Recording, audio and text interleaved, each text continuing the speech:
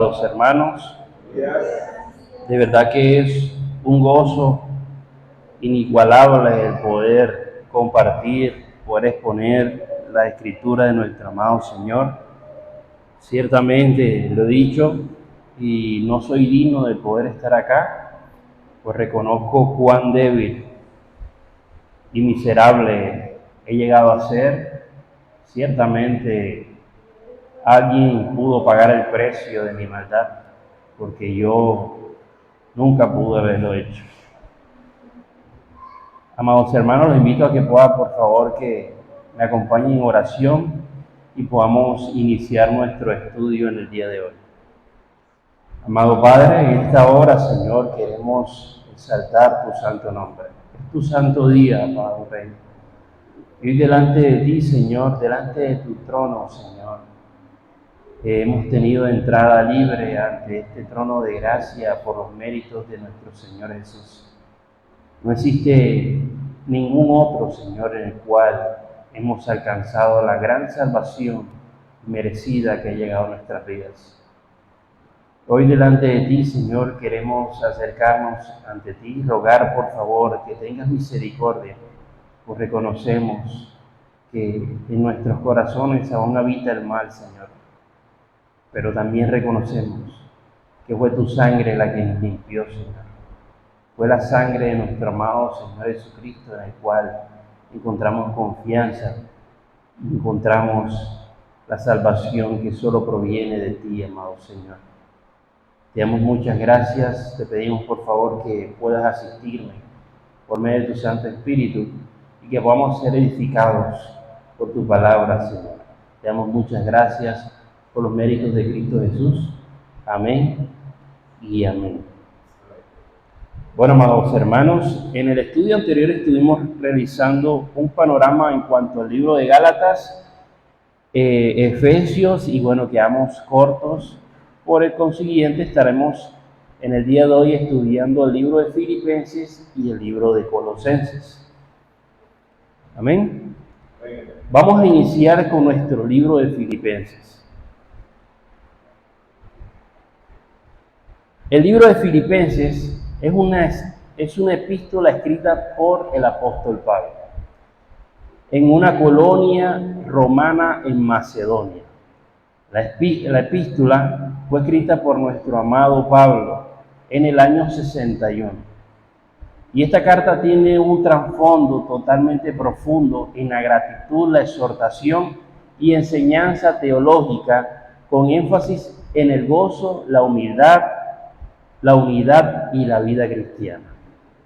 Amados hermanos, este libro ciertamente a muchos nos ha edificado y es necesario que podamos comprender su contexto histórico, su contexto cultural y su contexto teológico. Vamos a continuar con nuestro contexto histórico y vamos a hablar acerca de la ciudad, la región llamada Filipos, que es una gran ciudad en la región de Macedonia, fundada por los colonos romanos y conocida por su ubicación estratégica con una ruta comercial. Fue llamada así en honor a Filipo II, que fue el padre de Alejandro Magno. La ciudad tenía un estatus especial, y esto porque era como tal una colonia romana que le otorgaba ciertos privilegios a los habitantes. ¿Cuáles privilegios? La exención de impuestos y el derecho a poseer la tierra. Por lo tanto, muchos de los habitantes de Filipo eran veteranos del ejército romano. Vamos a leer Hechos 16, del 12 al 40. Vamos a estar leyendo, aunque ciertamente vamos a hacer un pequeño resumen porque son bastantes versículos, pero si usted lo ha leído a menudo, entenderá lo que aconteció. Se relata que así se estableció la iglesia en Filipo durante el segundo viaje misionero de nuestro amado Pablo.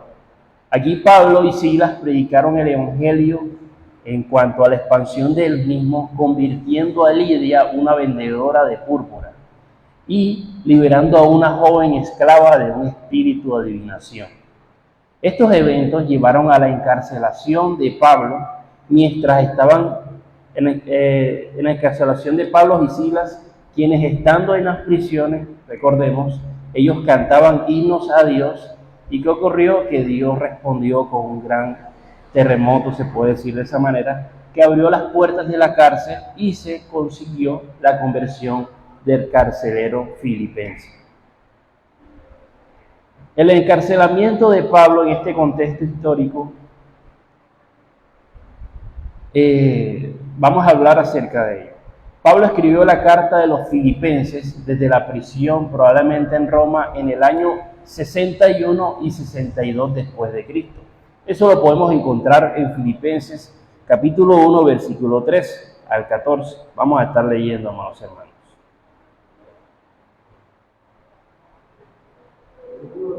Sí, amado. Versículo. De tal manera, Sí, amado. 1 del 13 al 14. de tal manera que mis prisiones se han hecho patentes en Cristo, en todo el pretorio y a todos los demás. Y la mayoría de los hermanos, cobrando ánimo en el Señor con mis prisiones, se atreven mucho más a hablar la palabra sin temor. Gloria a Dios. Y bueno, a pesar de estar encarcelado nuestro amado Pablo, hay algo que tenemos que resaltar en este texto que acabamos de leer, y es que hay algo muy particular, y es gozo, y expresa gozo y alienta a los creyentes a regocijarse ¿en qué? En el Señor. Y es notable, ya que en el contexto del encarcelamiento, algunos de nosotros, ¿verdad? Cualquiera de nosotros, cualquiera de los que hoy son creyentes, esto podría acarrear en él el desánimo, ¿verdad? El desaliento, de pronto la tristeza, pero más sin embargo aquí resaltamos algo muy importante que Pablo explica, y es que él alienta a los creyentes. O sea, el motivo de su encarcelamiento no es tristeza, sino es gozo, ¿verdad? Y por tal motivo, Pablo lo ve como una situación oportuna para la expansión del Evangelio, ya que obviamente como él era un líder, estando en esta circunstancia, no podía mostrarse de tal manera. Mas, sin embargo, más adelante estaremos entendiendo el porqué. En Filipenses del 12 al 14, el 1 del 12 al 14 voy a leerlo. Quiero que sepáis, hermanos, que las cosas que me han sucedido han redundado más bien para el proceso del Evangelio. De tal manera que mis prisiones se han hecho patente en Cristo en todo el pretorio y a todos los demás. Y la mayoría de los hermanos, cobrando ánimo en el Señor, con mis prisiones se atreven mucho más a hablar la palabra sin temor.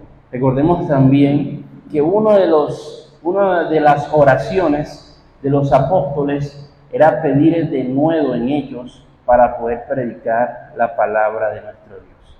En esta ocasión, las circunstancias de su encarcelamiento han servido para el proceso del Evangelio, ya que su testimonio ha llegado a muchas personas y a otros hermanos que han sido animados a predicar con mucho más valor. La oración hoy en día en nuestro ruego debe ser poder tener ese denuedo para poder predicar el Evangelio en medio de una sociedad corrompida. Amén. Por otra parte, encontramos una relación entre Pablo y los filipenses. Y la iglesia de Filipos tenía una relación muy importante y muy especial con Pablo, ya que los Filipos eran fieles al ministerio de Pablo, lo apoyaron desde el principio, tanto en oración como en ofrendas materiales. Pablo agradece en esta carta, eso lo estaremos leyendo en el capítulo 4, versículo 18, agradece a los filipenses por el apoyo recibido que enviaban por medio de Epafrodito, uno de los miembros que viajaba de Macedonia a Roma. Ahora, imagínense, Macedonia hay que atravesar un mar. Italia, o sea, donde está Roma, es Italia. Tanto era el amor que tenían estos creyentes por Pablo que enviaban sus ofrendas materiales y lo apoyaba en oración a Pablo estando en Roma. Estuve investigando en cuanto a su situación, su ubicación geográfica, y es bastante la distancia que está entre Macedonia y Italia. Entonces eso me dio a entender que ciertamente el amor que sentían los creyentes por Pablo para glorificar a nuestro Dios ciertamente era mucho. Entonces, ciertamente tenían una relación muy especial los filipenses con Pablo. Pablo, en el capítulo 4, versículo 15 al 16, amados hermanos, miren lo que dice. Capítulo 4, del 15 al 16.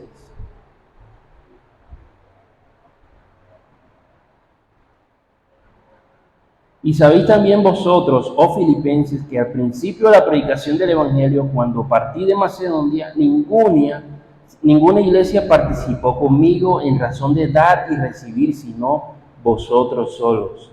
Pues aún a Tesalónica me enviasteis una y otra vez para mis necesidades. Entonces, resaltamos que la iglesia de Filipos ciertamente apoyaba económicamente a nuestro amado Pablo en muchas de las ocasiones, tanto así que fueron escritas que en Tesalónica también fue este gran apoyo. Entonces, Pablo y la iglesia filipense tenían un lazo muy fuerte. Ahora vamos a estar comprendiendo un poco de su contexto cultural. En él estaremos estudiando acerca de la identidad romana y las costumbres de los filipos. Y Filipos, como una colonia romana, tenía una fuerte identidad cultural. Recordemos, amados hermanos, que todos estos estudios que hemos estado viendo, como son Efesios, Gálatas, Corintios, normalmente fueron conquistados por los romanos. Por ende, todas estas regiones, sus culturas pues eran romanas. Con una población compuesta mayoritariamente por ciudadanos romanos. Esto significa que la mayoría de los habitantes de esta ciudad estaban profundamente conectados con las costumbres y la lealtad sobre el imperio romano y también la veneración al emperador y las deidades romanas. Vamos a leer Filipenses 3:20, amados hermanos. Sí, amado. Nuestra ciudadanía está en los cielos, de donde también esperamos al Salvador, al Señor Jesucristo. Amén. Pablo le recuerda a la iglesia de los filipenses que aunque viven en una colonia romana, su lealtad principal era a Cristo. Y recordemos algo muy particular, y es que los romanos normalmente eran muy leales a el imperio romano y a la veneración del emperador, ¿verdad? Pero aquí hay una afirmación que contrasta esta realidad de los creyentes en Filipos, ya que nuestro amado Pablo le dice que nuestra ciudadanía está en los cielos. Y esto lo recuerda, ¿por qué? Porque al creer en Cristo, la única lealtad que nosotros como aquellos hermanos debemos de tener es a nuestro Señor Jesucristo y a su reino, en lugar del emperador y las instituciones romanas, que ciertamente, como decía anteriormente, esta afirmación significaba dado, tanto así que Pablo estaba tocando la llaga del orgullo en los filipenses, ya que los habitantes filipenses eran romanos y, recordemos anteriormente en el contexto histórico, al tener ciertos privilegios como la exención de los impuestos y el poseer tierra, conseguían cierto estatus, ¿verdad? Eso ciertamente era beneficio por ser romanos, pero nuestro amado Pablo estaba tocando la llaga de no ser leales a Roma, sino a Cristo Jesús. También encontramos, amados hermanos, el honor y la humildad en la cultura romana. Y en un mundo grecorromano, como normalmente lo hemos visto, el honor y el estatus era el valor central. Recordemos que ellos tenían mucho estatus y mucho valor a causa de ser ciudadanos romanos, mientras la humildad era vista como una deficiencia o una debilidad. ya que el ser humilde para Romanos no encajaba. Pablo habla sobre la humildad cristiana que contrasta estas normas culturales que tenían los romanos. Vamos a leer, amados hermanos, Filipenses 2, del 3 al 4. Filipenses 2, del 3 al 4. Nada hagáis por contienda o por la gloria, antes que en humildad, estimando cada uno a los demás como superiores a él mismo, no mirando cada uno por lo suyo propio, sino cada cual también por lo de los otros. Ok, entonces este texto nos dice, nada hagáis por egoísmo o por vanagloria, antes bien con humildad estimar a los demás como superiores a vosotros mismos. Este texto se ha predicado en muchas iglesias, ¿verdad? Y tanto así que nosotros hemos sido edificados por este. Esto recurre ciertamente a la humildad, pero el trasfondo en el contexto que estamos estudiando tenía otro fondo. El texto iba dirigido más que todo al llamado de la humildad a los filipenses en contra de la cultura de la autoglorificación y competencia por el honor personal en un mundo romano. Ya me hago entender, o sea, Pablo, por decirlo de esta manera, estaba bofeteando esta cultura, mostrando que la humildad era mejor que el honor. Amén. En la enseñanza de Filipenses, del capítulo 2, versículos 5 al 11, vamos a estar leyendo.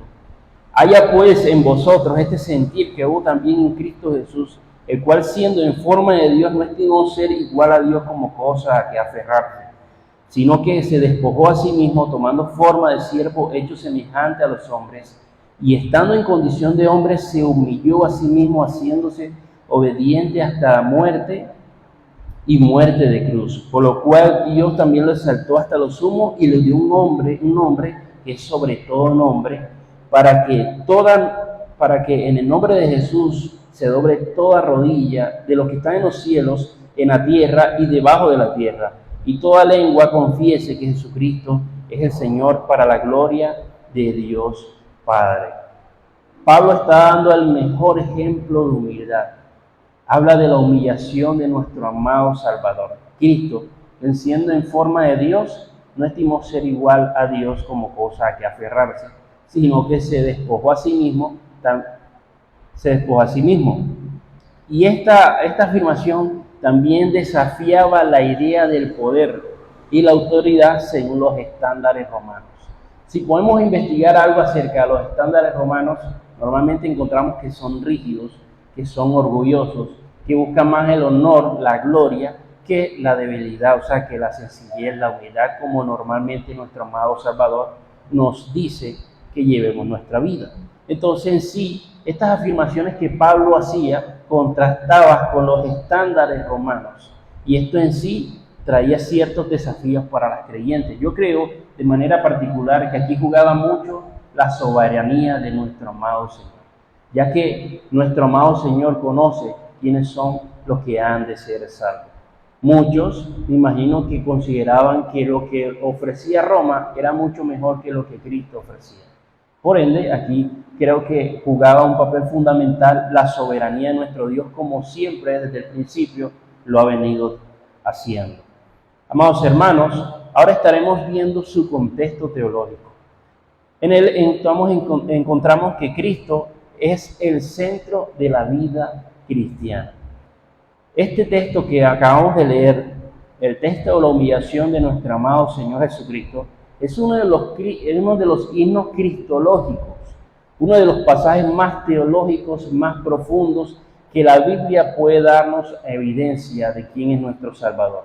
En este texto presenta a Cristo como el único ejemplo supremo de humildad y de obediencia. Pablo exhorta a tener esta misma actitud que Cristo, que se humilló a sí mismo y fue exaltado por nuestro Dios. Vamos a leer, amados hermanos, el capítulo 2, versículos 6 al 7.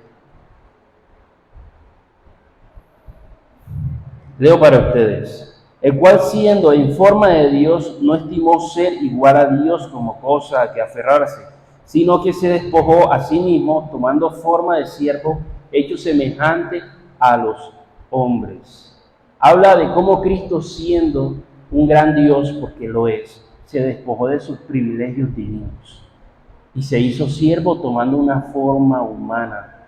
Este pasaje no solo muestra la encarnación de nuestro amado Señor, que es una de las doctrinas muy importantes para nosotros como creyentes, sino también muestra el sacrificio y la disposición de nuestro amado Salvador en sufrir por el bien de la humanidad. Ciertamente nuestro amado Señor Jesucristo pagó la deuda que nosotros no podíamos pagar. Aún, de manera particular, opino que el amor de nuestro amado Señor tiene a nosotros es bastante incomprensible a razonamiento humano de hoy en día, ya que no cabe en mi cabeza el poder entender cómo dejar la gloria, que ciertamente es algo hermosísimo. De hecho, no hay palabras para poder detallarlo, dejar todo eso a morir y sufrir por nosotros, que somos unos pecadores miserables, merecedores del infierno. Aún no comprendo de verdad tanto amor, y bueno, en su momento nuestro amado Señor nos hará saber por qué nos amó de tal manera, porque ciertamente no hay palabras para poder describir este amor que es único y verdadero. Amados hermanos, en este contexto teológico también encontramos el gozo en medio de la adversidad. Y esto tocó mi corazón, ya que en cierta manera, en muchas ocasiones nos hemos encontrado en situaciones muy difíciles. Y normalmente en esas situaciones no encontramos gozo, sino tristeza. Estamos abrumados y no realmente el gozo que nuestro amado Señor nos ha enseñado. Uno de los temas más característicos del Filipenses es el gozo a pesar de la prisión en la cual se encontraba Pablo. Pablo menciona repetidamente en ocasiones la importancia de regocijarse en el Señor. Vamos a estar leyendo, amados hermanos, Filipenses 4, versículo 4.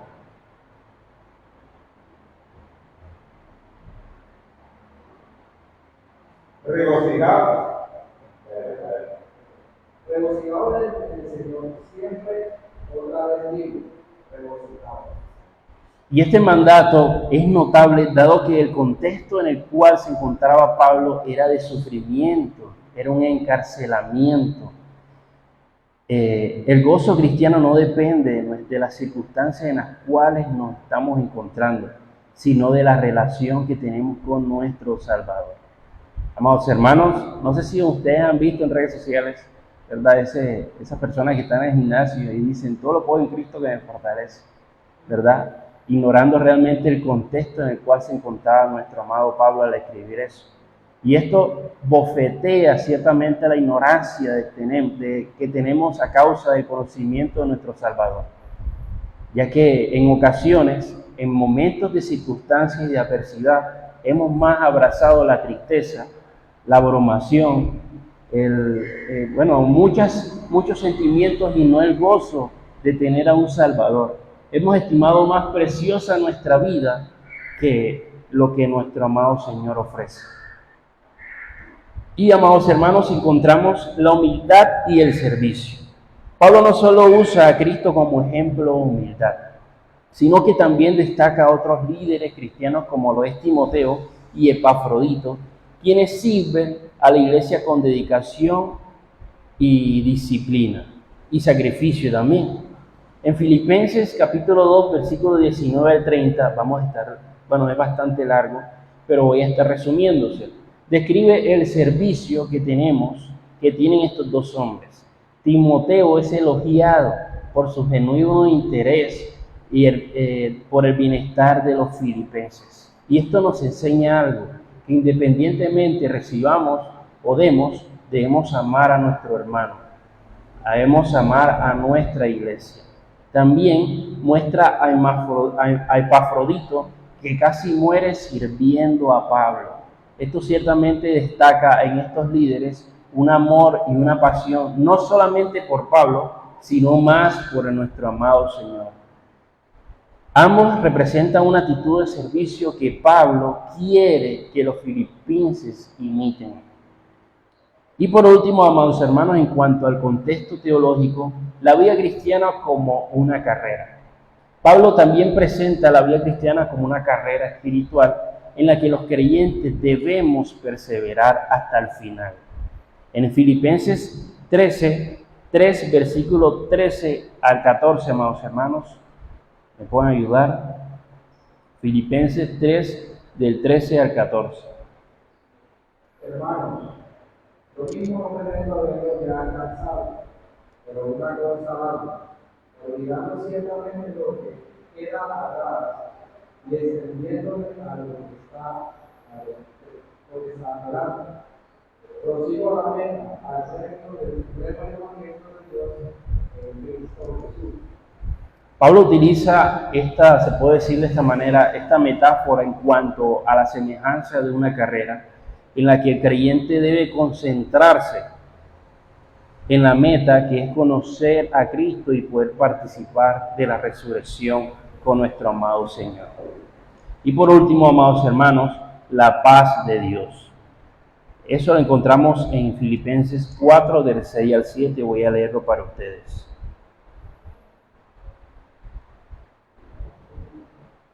Por nada estéis afanosos, si no sean conocidas vuestras peticiones delante de Dios, en toda oración y ruego con acción de gracias.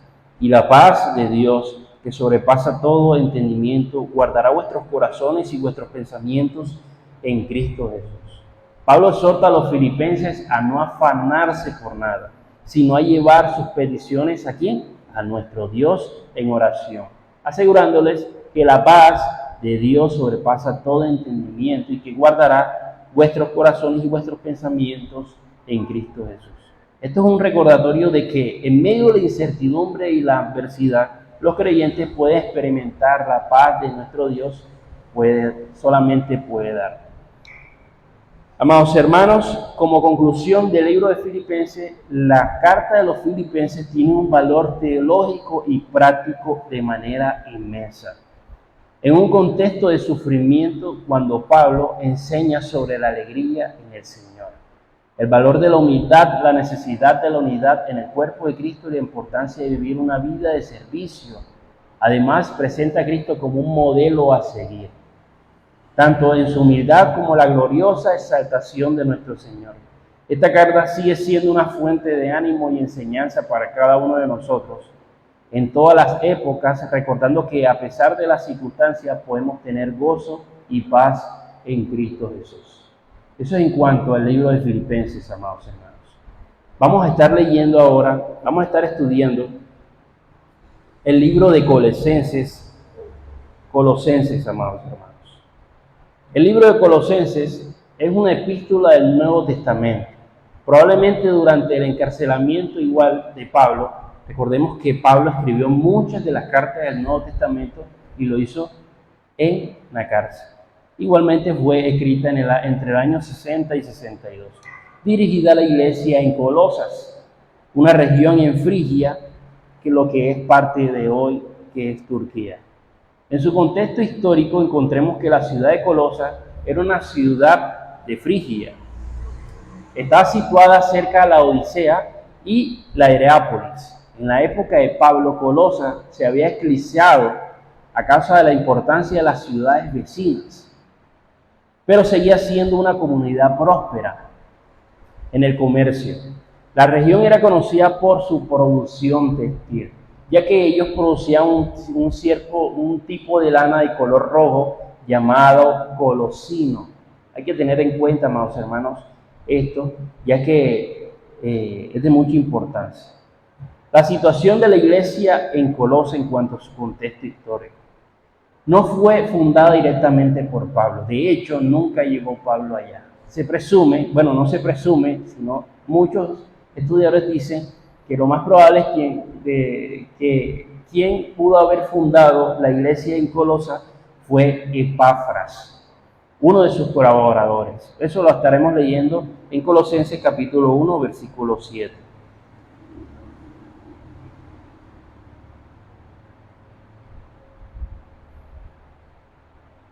Como lo habéis aprendido de Epafras, nuestro consiervo amado, que es un fiel ministro de Cristo para vosotros. La comunidad cristiana en Colosas estaba compuesta por gentiles, o sea, los judíos, y algunos judíos. Dado que Pablo nunca visitó esta iglesia en persona, escribió esta carta para orientar y corregir los ciertos errores doctrinales que se estaban infiltrando. Aquí puedo decir que hubieron muchas dificultades en cuanto a esta iglesia. Vamos a estar ahora comprendiendo un poco de su contexto cultural, la diversidad religiosa y su filosofía. Colosas era un crisol de influencias culturales y religiosas, debido a su ubicación en una región comercial muy importante, o sea, llegaban muchas personas a este lugar. Allí coexistían muchas diversidades de pensamientos religiosos, desde el paganismo greco-romano, recordemos lo que estuvimos estudiando anteriormente, en cuanto al politeísmo, los pensamientos helenísticos, hasta el judaísmo, lo que generaba un ambiente de sincretismo donde se mezclaba elementos de distintas religiones y filosofías. Aquí, en su contexto cultural, encontramos algo que es de mucha importancia y creo que hasta el sol de hoy hemos venido luchando con ello, y es el gnosticismo temprano. Una de las principales amenazas que enfrentaba la iglesia de Colosas, recordemos que al ser una ciudad que estaba situada de manera estratégica comercialmente, llegaban muchos pensamientos y muchas filosofías. Había mucho paganismo, y entre ellos había una influencia del gnosticismo incipiente, una filosofía que enseña que el conocimiento secreto, o sea, la génosis, era el medio para alcanzar la perfección espiritual. Este pensamiento a menudo degradaba la materia y consideraba que solo el espíritu era bueno, y sugería que Jesús no era suficiente para la salvación y que necesitaba de una sabiduría especial para seguir ciertos ritos espirituales y prácticas ascéticas para poder alcanzar salvación. Entre ellos también encontramos al legalismo judío. Además de los gnósticos, parece que algunas de las influencias judaizantes estaban presentes, y estaban promoviendo la observancia a las leyes mosaicas, la circuncisión, las festividades y las restricciones dietéticas que tenían los judíos. Este legalismo judaico se mezclaba con las ideas paganas, o sea, se puede decir que aquel que podía llegar a Colosas podía pedir el menú de las creencias de las religiones y la filosofía, y le podían dar un estándar totalmente alto de muchas de las que se encontraban en este lugar. Esto realmente era un desafío para Pablo, que tenía que confrontar. También encontramos el misticismo y la adoración a los ángeles. Otra práctica que Pablo menciona en los Colosenses es la adoración a los ángeles. Vamos a estar leyendo, amados hermanos, Colosenses capítulo 2, versículo 18. Nadie os prive de vuestro reino, afectando humildad y culto a los ángeles. Entremetiéndose en lo que no ha visto vanamente indicado por su propia mente carnal. Entonces encontramos que hay un misticismo y la adoración a los ángeles. O sea, que Pablo, al conocer la situación que venía presentando Colosas, ciertamente se rascaba la cabeza, ya que había muchas dificultades para la expansión del evangelio en Colosas. Esta era una de las formas del misticismo que se había infiltrado en la iglesia, posiblemente como parte del sistema gnóstico o pagano, donde se veían a los ángeles como intermediarios entre los hombres y Dios. Amados hermanos, para terminar, en su contexto teológico encontramos doctrinas fundamentales para la fe de creyente, y esto formaba parte, se puede decir de esta manera, de la confesión de fe de los creyentes, para poder determinar y poder destacar en medio de muchas religiones en las cuales se encontraba. Entre ellos encontramos a la cristología, que sabemos que habla sobre la doctrina de nuestro amado Salvador. Este tema teológico central en Colosenses habla acerca de la supremacía de nuestro amado Salvador. Pablo enseña que Cristo es el centro de toda creación y que Él es suficiente para la salvación, no como dicen los gnósticos, que Jesucristo no era suficiente, sino que iba acompañado de ritos y muchas loqueras que decían estos hombres. Mas, sin embargo, Pablo contrarresta diciendo que Jesucristo es el centro de toda la creación y que es suficiente para la salvación, en respuesta a estas falsas enseñanzas. Y no solo Cristo es un ser intermediario también, sino la plenitud de Dios encarnada. Vamos a leer, amados hermanos, Colosenses capítulo 1, versículo 19.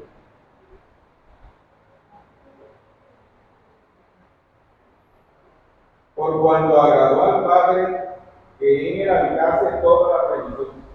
Ahora vamos a leer el 2:9, amado hermano. Porque en él habita corporalmente toda la plenitud de la deidad. Entonces, aquí encontramos algo que es muy importante, se puede decir así, que es la apologética de la defensa de nuestra fe.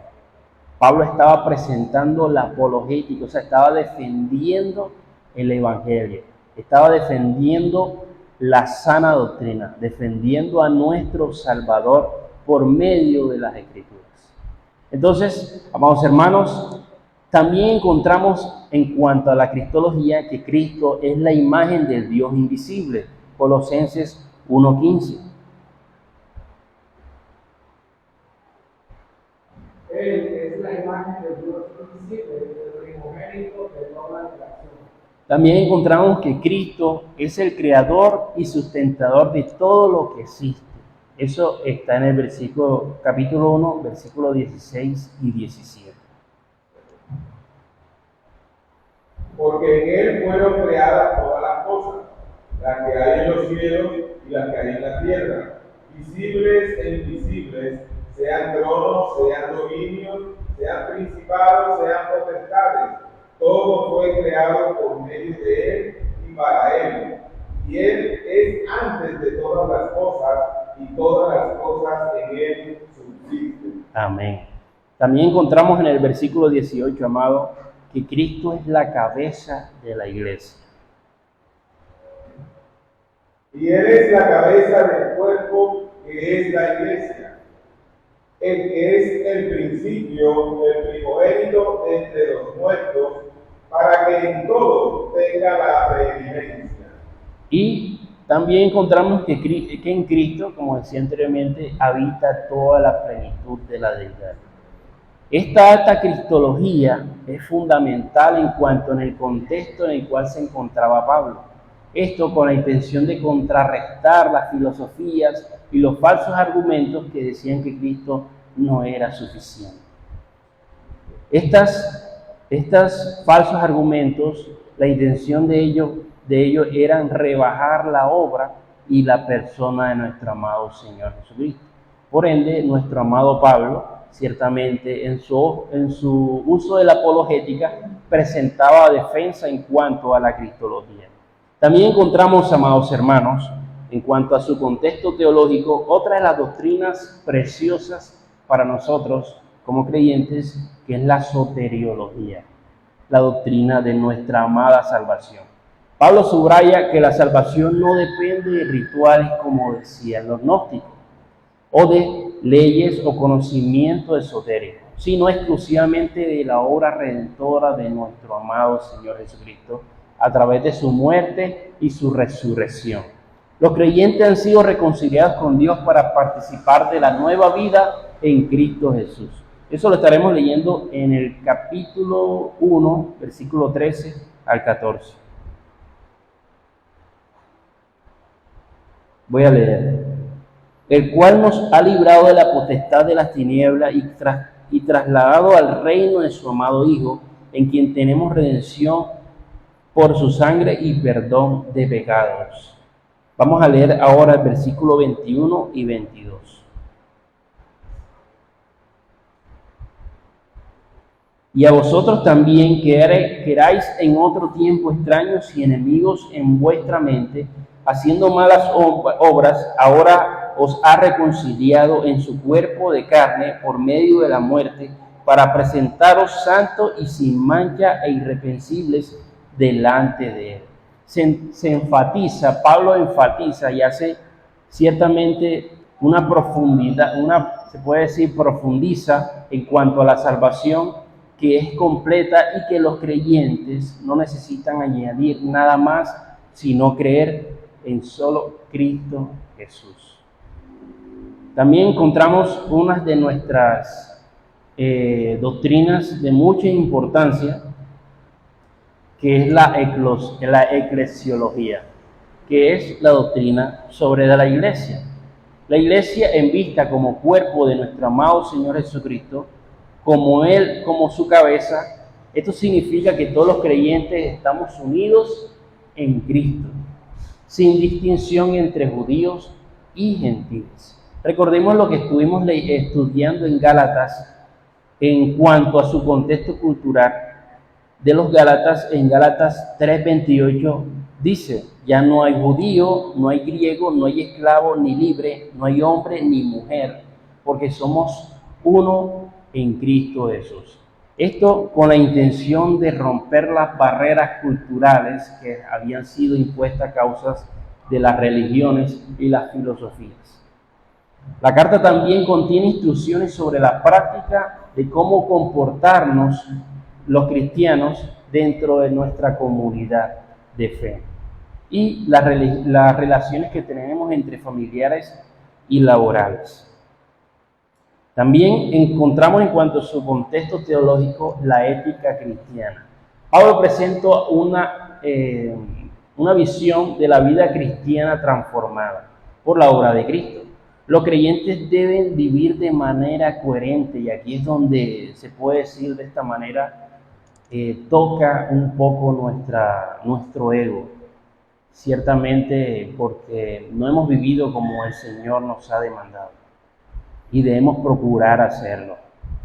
Entonces, nuestro amado Pablo nos insta a nosotros, a los creyentes de hoy, y bueno, en cuanto al contexto en el cual vivían los colosenses, a vivir una vida de manera coherente en Cristo, despojándonos del viejo hombre y revistiendo de las vestiduras cristianas como la compasión, la bondad y el amor. Vamos a leer Colosenses 3, del 12 al 14. Les digo por eso, como escogidos de Dios, santos, llamados de extrañar misericordia, de humildad, de mansedumbre, de paciencia, soportando unos a otros y perdonando unos a otros. Si alguno tuviera queja contra otro, de la manera que Cristo os perdonó, así también hacedlo vosotros.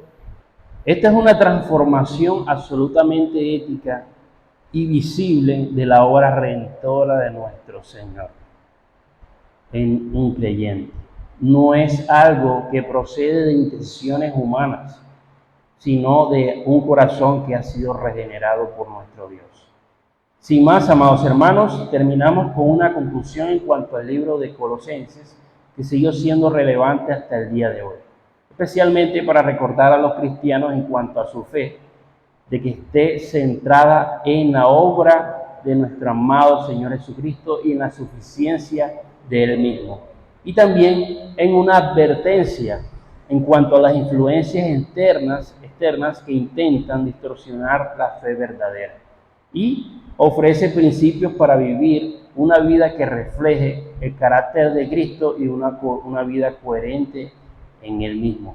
Sin más, amados hermanos, hemos terminado este estudio de estos dos libros. Si alguien tiene una pregunta,